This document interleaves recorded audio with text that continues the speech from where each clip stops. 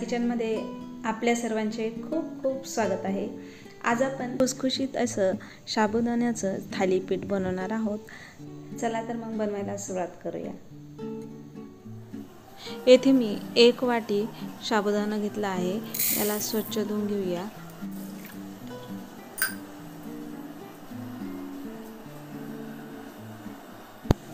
साबुदाणा येथे मी स्वच्छ धुवून घेतलेला आहे। आता यामध्ये पाणी घालून घेत आहे आणि याला रात्रभर भिजण्यासाठी असंच ठेवून देऊ।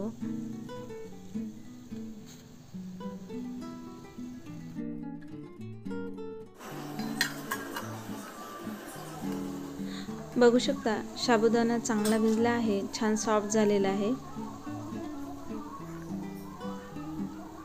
येथे मी 2 मीडियम साइजचे उकडलेले बटाटे घेतले आहेत, त्यावरची साल काढून घेतली आहे। आता याला किसून घेऊ।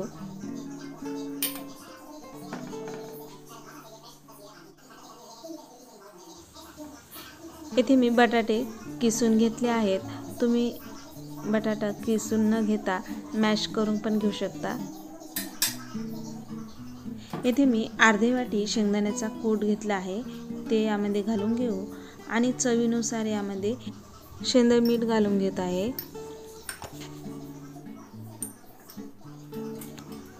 यामध्ये मी 1.5 चमचा लाल मिरची पावडर घालून घेत आहे, तुम्ही लाल मिरची पावडर ऐवजी हिरवी मिरची बारीक कट करून घालून घेऊ शकता। यामध्ये बारीक कट करून घेतलेली कोथिंबीर घालून घेऊया।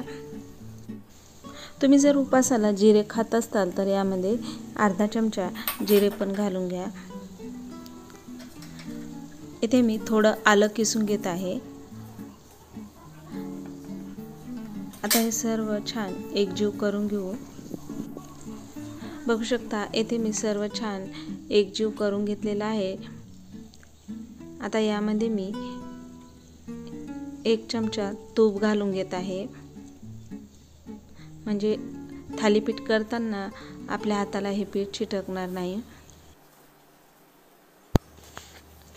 आपल्याला ज्या साइजचे थालीपीठ बनवायचे आहे त्यानुसार इथे याचा गोळा तयार करून घेऊ। इथे मी छोट्या साइजचे थालीपीठ बनवणार आहे। थालीपीठ करण्यासाठी येथे मी दुधाची पिशवी कट करून घेतली आहे, तुम्ही इथे सुती रुमाल किंवा आपली तेलाची पिशवी पण घेऊ शकता।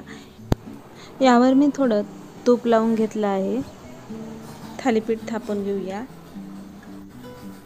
सर्व बाजूने छान एकसारखं याला थापून घ्यायचं आहे। बघू शकता थालीपीठ थापून तयार आहे। आता यामध्ये गोल करून घेऊ। आता आपण याला शेकून घेऊया। तवा गरम झाला आहे, यावर 1 चमचा तूप घालून घेऊ। तूप किंवा तेल तुम्ही तुमच्या आवडीनुसार घालून घेऊ शकता। आता यावर तयार करून घेतलेले थालीपीठ घालून घेऊया। हे थालीपीठ आपण आधी हातावर घेऊ आणि मग तव्यावर घालून घेऊ। आता याला सर्व बाजूंनी तूप घालून घेऊ आणि छान कमी गॅस फ्लेमवर याला छान खरपूस भाजेपर्यंत शेकून घेऊया। 1-2 मिनिटांनी बघू शकता छान भाजून झालेला आहे। आता पलटून घेऊया।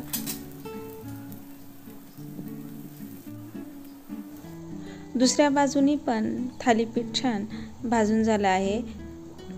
आता याला काढून घेऊ आणि राहिलेले थालीपीठ पण असेच करून घेऊया।